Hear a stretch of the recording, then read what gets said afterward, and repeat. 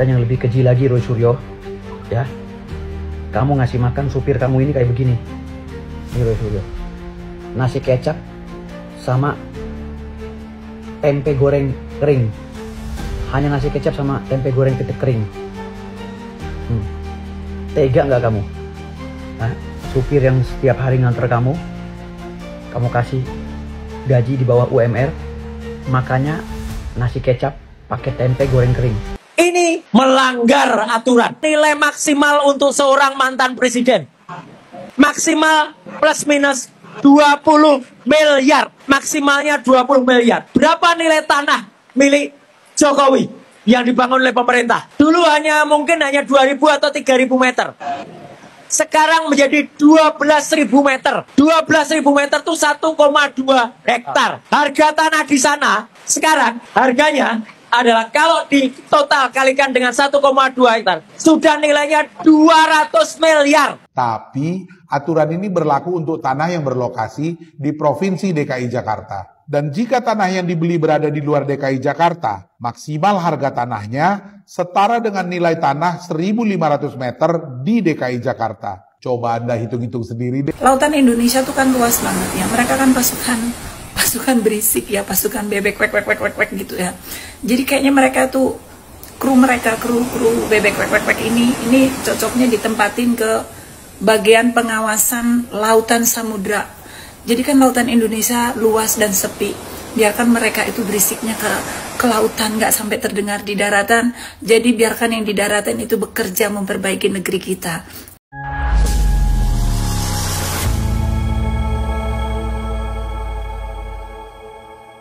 Assalamualaikum warahmatullahi wabarakatuh, saudara-saudaraku sebangsa dan setanah air. Dimanapun kalian berada, semoga kalian selalu dalam kondisi sehat walafiat ya. Berjumpa lagi dengan saya di Gaspol Update. Kami bukanlah buzzer pihak manapun, kami hanya menyajikan keputusan ada di tangan Anda. Teman-teman, ini ada video yang menurut saya cukup menarik ya, yakni tentang video yang sangat bikin hati dan perasaan itu menjadi terenyuh begitu ya. Video apa bang? Nah, video itu diunggah oleh si Firdaus ya, yang isinya itu menunjukkan menu makanan ya dalam sebuah piring begitu ya, yang diduga itu merupakan menu makanan sopir si Panci ya. Tahu ya si Panci ya, si maling Panci. Beneran gak sih ini ya? Saya sendiri tidak tahu teman-teman ya. Intinya kalau beneran maka itu sangat miris sekali, karena makanan yang terlihat dalam foto tersebut hanya nasi dan sedikit tempe gitu ya. Sementara kita ketahui bersama majikannya si maling Panci tiap hari itu podcast nggak pernah sepi. Podcast di sana sini, di televisi, di channel-channel ya kan. Tentu mereka akan menerima duit ya kan, termasuk duit dari bohir mungkin ya kan. Masa sopirnya cuma dikasih makan macam kayak gitu. Waduh. Sekali lagi teman-teman ya, video ini diunggah oleh Bung Firdaus ya. Dan saya tidak mengerti ini benar ataukah tidak. Kalau benar, aduh, udah kagak ketulungan ini orang ya. Nah, bagaimanakah videonya dan bagaimanakah respon netizen? Mari kita tonton bersama, kemudian mari kita komentari bersama di bagian akhir video. Ini dia. Dan yang lebih keji lagi, Roy Suryo, ya, kamu ngasih makan supir kamu ini kayak begini. Ini Roy Suryo, nasi kecap sama tempe goreng kering. Hanya nasi kecap sama tempe goreng kering. Tega nggak kamu? Nah, supir yang setiap hari nganter kamu kasih gaji di bawah UMR, makanya nasi kecap pakai tempe goreng kering. Yang zaman sekarang itu udah nggak musim. Udah jarang orang makan seperti itu kalau nyupirnya bos pejabat kayak kamu. Kecuali dia mungkin menengah ke bawah atau orang benar-benar nggak mampu ya. Ini seorang supir mantan menteri ya. Dan yang lebih parahnya lagi, pembantu kamu ya, kalau dia lapar dia harus beli Indomie sendiri, padahal gajinya di bawah UMR. Gaji pembantu kamu orangnya udah tua. Beneran nggak sih temen-temen ya bahwa sopirnya si maling panci ini di bawah UMR ya kan gajinya. Kemudian makannya mungkin juga ditanggung oleh si majikan gitu ya, tetapi makannya cuma seperti itu saja, coba bayangin. Aduh, Bung Firdaus, beneran nggak nih video yang lu upload ini? Aduh, miris sekali teman-teman. Padahal dari bohir uang mengalir begitu deras. Aduh, panci, lanjut. Boleh, itu jelas ya tuh para terpon. Masih tutup dulu ini. Oh alah. Oh iya ya. Atau diturunkan juga boleh, Pak. Ya, ini adalah video yang kemarin juga sudah kami up ya dalam konten sebelumnya. Ya macam kayak gini orangnya yang ngasih makan sopir kalau memang benar ya. Saya tidak menuduh loh ya, saya menduga ya kan. Jadi model macam kayak gini mungkin teman-teman di bagian depan tadi bertanya-tanya, emang majikannya yang mana bang gitu kan. Nah saya tunjukin yang barusan tayang tuh. Yang nutupin wajahnya si siapa namanya si Gibran itu ditembok pakai kertas itu. Ini majikannya. Kurang ajar kan? Dia ke sana kemari setiap hari mengeluarkan uang untuk transportasi bla bla bla bla bla bla. Sopirnya digaji di bawah UMR. Ya kan? Kedua makannya macam kayak gitu tadi. Kalau benar, aduh nggak ngerti dah saya ya. Lanjut. Tidak jauh dari tempat kita berada, ada rumah baru dibangun yang bertempat di desa Bluluan, Colomadu. Ini melanggar aturan. Kenapa saya bilang melanggar aturan? Ada undang-undang nomor 7 tahun 78. Khususnya pasal 8. Di situ jelas aturan. Berapa nilai maksimal untuk seorang mantan presiden? Maksimal plus minus 20 miliar. Maksimalnya 20 miliar. Berapa nilai tanah milik Jokowi yang dibangun oleh pemerintah? Dulu mungkin hanya 2.000 atau 3.000 meter. Sekarang menjadi 12.000 meter. 12.000 meter itu 1,2 hektar. Harga tanah di sana sekarang harganya adalah kalau di total kalikan dengan 1,2 hektar sudah nilainya 200 miliar. Jadi sudah 10 kali nilai harga yang diberikan oleh pemerintah terhadap mantan presidennya. Rakyat harus tahu, undang-undang itu juga mengatur negara masih membiayai kendaraan, masih membiayai sopir, masih membiayai seisi rumah. Apa kita rela? Kalau saya bisa pastikan, nanti kalau sudah diresmikan, itu hanya akan menjadi ajang kongko-kongko para terbul. Aduh, Panci. Setelah gagal menuduh dan memfitnah ijazah Jokowi palsu, meneliti ijazah Gibran yang SMA, ya kan? Kedua-duanya mental meneliti kuburan ibunya Jokowi yang katanya beginilah, yang katanya begitulah, ya kan? Yang katanya ibu sambung lah karena kurang panjang. Nah sekarang semuanya mental. Rumah Jokowi juga kau fitnah, bukan kau teliti, kau fitnah, ya. Karena apa? Semua yang kau omongkan itu, ya, itu nggak benar, ya. Sudah membohongi seluruh rakyat Indonesia, kok malah dikasih rumah seharga 200 miliar. Waduh.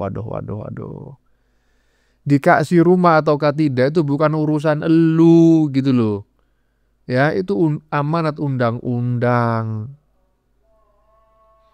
Padahal mantan presiden yang lain cuma dapat 20 miliar. Waduh, nggak ngerti dah ini orang kok nggak mandek-mandek memfitnah gitu ya. Aduh, lanjut. Rumah pensiun Jokowi paling besar dibanding semua mantan presiden lainnya.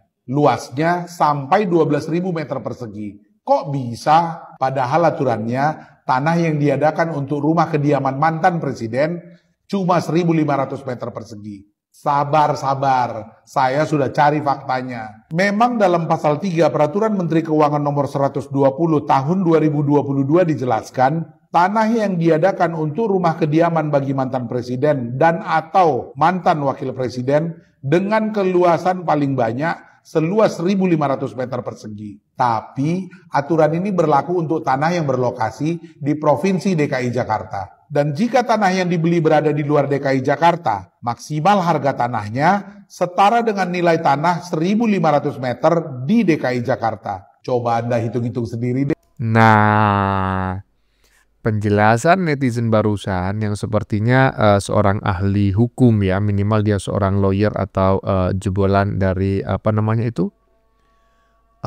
fakultas hukum lah seperti itu ya. Jadi sudah jelas ya. Si Maling Panji menyebutkan rumah Jokowi mestinya maksimal 20 miliar, kurang lebih seperti itulah. Tadi sudah kita dengar bareng-bareng pada video sebelumnya. Ya kan, maksimal 20 miliar, malah lebih 200 miliar. Nah, kasih paham nih si Maling Panji, dikasih paham oleh seorang netizen ya. Jadi sudah jelas ya, siapa yang berbohong, siapa yang menarasikan menggiring opini, menarasikan hoax ya kan. Ya kita tahu sendirilah. Sebetulnya mereka itu nggak ngerti ya kenapa mereka sangat berambisi menjatuhkan Jokowi. Cuma celakanya berbagai cara sudah ditempuh tapi nggak pernah berhasil. Lanjut.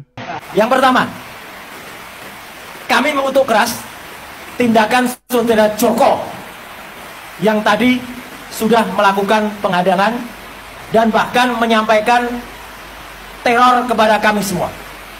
Joko memang namanya, tidak mesti Joko itu seorang Joko Widodo, karena dia adalah Joko Sasono. Joko Sasono, orang kelahiran 2 Mei. Padahal dia lahirnya tuh 2 Mei, di Hari Pendidikan Nasional. Kenapa tidak terdidik dia itu? Dia lahir tahun 82, Joko Sasono itu. Bahkan menjadi pendamping desa. Tapi kenapa melakukan provokasi terhadap masyarakat? Kami mengalah, bukan berarti kami takut. Kami mengalah untuk menang. Dan insya Allah, Joko Sasono dan orang-orang di tadi menggerutuk dan tadi melakukan tindakan yang tercela itu akan mendapatkan balasan dari Allah Subhanahu wa taala. Amin. Itu yang pertama. Yang kedua, di depan kita sudah ada beberapa lembar ijazah. Kopi legalisasi ijazah yang kami peroleh dari 3 tempat. Dan ini merupakan bagian dari 8 titik yang kita upayakan. Saya, Bang Resmon, Dr. Tifa, dibantu juga oleh Pak Dr. Munatua, Pak Bangun Sutoto, Pak Dr. Taufik, Mas asistennya Dr. Taufik, Andika dan kawan-kawan, termasuk juga Michael, Pak Janes dan kawan-kawan. Kami berusaha ini. Dan kami telah mendapatkan setidaknya 4 dari 5 yang kami inginkan. Di antara 4 itu, 1 yang ada di tengah ini sebenarnya adalah kunci. Karena ini sudah pernah kami dapatkan sebelum kami mendapatkan dari KPU. Dan ini adalah yang orisinal. Dan ternyata yang dari KPU beda dengan ini. Yang dari KPU legalisasinya beda dengan ini. Artinya apa? Kami nanti akan, saya, Dr. Respon, Dr. Tifa, akan menyampaikan telaah secara ilmiahnya. Tapi saya akan sampaikan, legalisasi yang dikumpulkan ke KPU dan diserahkan kepada kami adalah palsu. 99,9% palsu. Karena berbeda dengan yang kami dapatkan secara asli. Itu ya, udah, baik. Kami masih menunggu dari Solo. Karena tahun 2005, yang dari Solo, itu belum kami dapatkan. Kami dikatakan ini 2005 dan 2010. Nggak bisa. Harus 2. Harus beda. Kalau hanya 1, berarti dulu ketika dia daftar di Solo, dia tidak menggunakan ini. Ini mungkin KPU Solo bisa jadi mendapatkan, ini 2010 kan, bisa jadi mendapatkan dari KPU yang lain. Artinya apa? Palsu juga. Itu yang penting. Dan itulah hasil daripada apa yang ada. Kemudian kami juga akan melakukan gugatan ke KPU.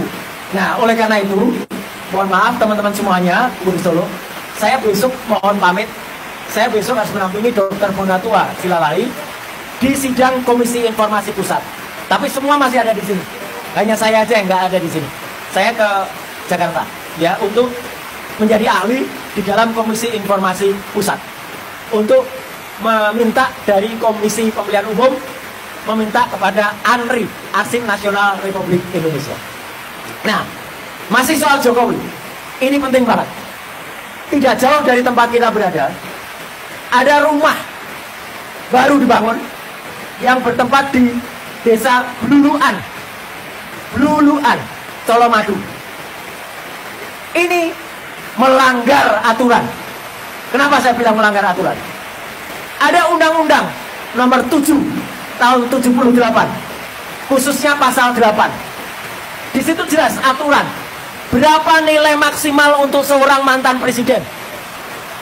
Maksimal plus minus 20 miliar. Maksimalnya 20 miliar. Berapa nilai tanah milik Jokowi yang dibangun oleh pemerintah? Dulu mungkin hanya 2.000 atau 3.000 meter. Sekarang menjadi 12.000 meter. 12.000 meter itu 1,2 hektar. Harga tanah di sana sekarang harganya adalah kalau di total kalikan dengan 1,2 hektar sudah nilainya 200 miliar. Jadi sudah 10 kali nilai harga yang diberikan oleh pemerintah terhadap mantan presidennya. Rakyat harus tahu, undang-undang itu juga mengatur negara masih membiayai kendaraan, masih membiayai sopir, masih membiayai seisi rumah. Apa kita rela? Kalau saya bisa pastikan, nanti kalau sudah diresmikan, itu hanya akan menjadi ajang kongko-kongko para terbel yang ada di sana. Mereka datang tiap hari, didatangkan, kemudian makan minum di sana. Siapa yang membiayai makan minum? Uang kita, uang rakyat itu. Bukan kalau itu dikatakan uang negara, iya. Sama seperti uang negara, katanya BUMN akan membiayai kereta, bus. BUMN itu juga akhirnya uang rakyat, karena itu uang dari APBN. Jadi dosa hutang Jokowi pada bus, pada IKN, dan nanti rumah yang akan ditempati itu adalah uang rakyat. Sebelum mulai dibuka, rakyat harus tahu itu adalah anggaran rakyat. Sudah ada Kepres, Keputusan Presiden nomor 81 tahun 2004 mengatur lagi maksimal 20 miliar. Jelas betul. Permenkyu, Peraturan Menteri Keuangan. Silahkan tanya ke Pak Menteri Keuangan kita yang lagi hit ya. Nomor 120 tahun 2022. Maksimal tanah itu 1.500 meter. Dikatakan, oh ya itu karena di Solo sama di Jogja. Mau coba dilihat perbandingan tanahnya. Kali berapa? Nilainya tidak setara. Bahkan beberapa presiden terdahulu, Bung Karno, Pak Harto sekalipun, Gus Dur, Habibie, itu mereka rela karena tanahnya, karena uangnya tidak bisa dibelikan tanah, mereka terima uang 20 miliar. Jadi kalau memang nggak cukup ya uangnya harus yang dikasih, bukan memaksakan harga tanah di Solo untuk kemudian dikonversi harga tanah di Jakarta. Ini nggak benar sama sekali. SBY saya tahu persis, tanahnya tidak lebih dari 1.000 meter, ada di Kuningan, di pojok belakang sebuah kedutaan, jalannya masuk pun sempit. Karena memang SBY minta tanah di Kuningan, meskipun beliau punya tanah. Kalau beliau mau besarkan Cikeas, itu tidak dilakukan. Jadi jelas ya, ini adalah pelanggaran terhadap undang-undang. Rakyat harus tahu, pemerintah juga harus tahu bahwa rumah baru Jokowi yang akan diresmikan nanti pelanggaran terhadap Undang-Undang nomor 7 tahun 78 pasal 8, Kepres 81 tahun 2004, Permenkyu nomor 120 tahun 2022. Satu lagi bagi warga Solo, kenapa tidak menggunakan kontraktor asal Solo? Apa Solo tidak punya insinyur bebas, malah menggunakan kontraktor asal Bali? Kok mau-maunya menggunakan kontraktor luar? Memang pekerja-pekerja kasarnya dari Solo, tapi yang menikmati keuntungan adalah PT Tunas Jaya Sanur, itu dari Bali. Kenapa rela? Gitu loh. Saya tidak memprovokasi, tapi ini fakta yang terjadi. Faktanya, rumah baru Jokowi itu adalah biaya rakyat dan melanggar undang-undang. Kemudian saya ingin teruskan sedikit apa yang disampaikan Dr. Ismon tadi. Surat keterangan Gibran jelas-jelas itu melanggar. Ya, karena jelas dia tidak punya ijazah SMA. Dan kalau dia mengatakan ada nanti surat keterangannya yang itu kemudian dibuat berdasarkan hasil dari UTS insert, insya Allah mohon doa restunya. Saya akan laporkan langsung dari insert, dari UTS insert Australia. Dan insya Allah saya sudah ketemu dengan poin yang ada di sana. Saya akan sampaikan secara detail dan nanti pernyataan langsung dari kota Sydney tentang bagaimana surat keterangan Gibran ini yang palsu. Artinya tidak mungkin dari UTS insert atau UTS itu menyajikan itu. Hanya gara-gara yang membubarkan bernama Joko saja jadi persoalan, teman-teman. Aduh, udah gitu singgung-singgung juga ya kan si BY, mantan presiden yang mau ngomong kurang enak nanti dikiranya menghina gitu kan. Tapi faktanya jujur aja teman-teman ya. Selama 10 tahun yang bersangkutan menjabat presiden ya Indonesia, saya tidak suka kan seperti itu. Tapi ya saya tidak berkuar-kuar, saya tidak menghinanya, saya tidak mencaci makinya. Cuma sejak pertama kali dia menjabat sebagai seorang presiden, saya persepsi dalam pikiran saya ini adalah presiden otak kebo itu sejak dulu. Ya saya nggak menyebut nama loh ya, saya hanya mengatakan presiden otak kebo gitu. Itu sejak awal yang bersangkutan itu diangkat sebagai presiden gitu ya. Dan menurut saya itu nggak keliru gitu loh. Ya, karena faktanya memang ya seperti itu. Lanjut. Belum ngejawab, saya udah ketawa duluan ini lihat pertanyaan ini. Pertanyaannya sangat bagus ya. Bunda akan coba ngejawab ya. Gimana kalau Roy Suryo, Rocky Gerung ditempatkan kemana cocoknya gitu mungkin ya. Kalau menurut saya, menurut pemikiran pandangan saya gitu ya. Ini orang-orang kru ini kan berisik banget ya. Berisik banget. Cerdas sih cerdas, tapi kelewat cerdas, tapi berisik banget lah. Jadi biar kesempatan orang-orang yang udah di-delete, diperbarui sama Pak Prabowo itu biar tenang mereka bekerja, nggak terganggu keberisikan mereka. Tetap mereka diberi andil ya, diberi ruang juga gitu. Lautan Indonesia tuh kan luas banget ya. Mereka kan pasukan berisik ya, pasukan bebek wek gitu ya. Jadi kayaknya mereka tuh kru bebek wek ini cocoknya ditempatin ke bagian pengawasan lautan samudra. Jadi kan lautan Indonesia luas dan sepi. Biarkan mereka itu berisiknya ke lautan, nggak sampai terdengar di daratan. Jadi biarkan yang di daratan itu bekerja memperbaiki negeri kita. Gimana? Setuju nggak? Gue ketawa dulu nih. Iya, saya sangat sependapat ya. Golongan para pembenci ya, di dalamnya itu ada si maling panci, ada si dokter mangkrak, ada juga si tompel ya, ada si krismon ya, kemudian juga ada si roti gulung ya. Sebaiknya mereka diberi ruang yang cukup luas gitu ya, dan ruang yang cukup luas menurut saya yang tanpa ada batasan itu hanyalah laut. Hah? Rumah seluas apapun itu masih ada dindingnya. Bahkan stadion saja itu memiliki dinding bahkan berlapis-lapis. Hutan juga dihalangi oleh pepohonan besar yang sangat rimbun. Nah, kalau mereka memang menginginkan ya semua yang mereka lakukan ini bebas sebebas-bebasnya mencaci, memaki, menghina, bahkan memfitnah presiden, maka tempat yang paling cocok buat mereka memang adalah laut. Saya sependapat dengan apa yang disampaikan oleh netizen perempuan berbaju hitam tadi. Bagaimana menurut kalian? Keputusan ada di tangan Anda. Silakan tulis di kolom komentar baik Anda yang setuju maupun yang tidak setuju dengan isi konten ini. Sebelumnya saya memohon maaf ya jika dalam penyajian konten ini ada kata-kata yang menyinggung, kurang tepat penggunaannya, atau ada data yang dianggap keliru atau salah. Saya memohon maaf yang sebesar-besarnya. Kita jumpa lagi di lain video. Salam NKRI.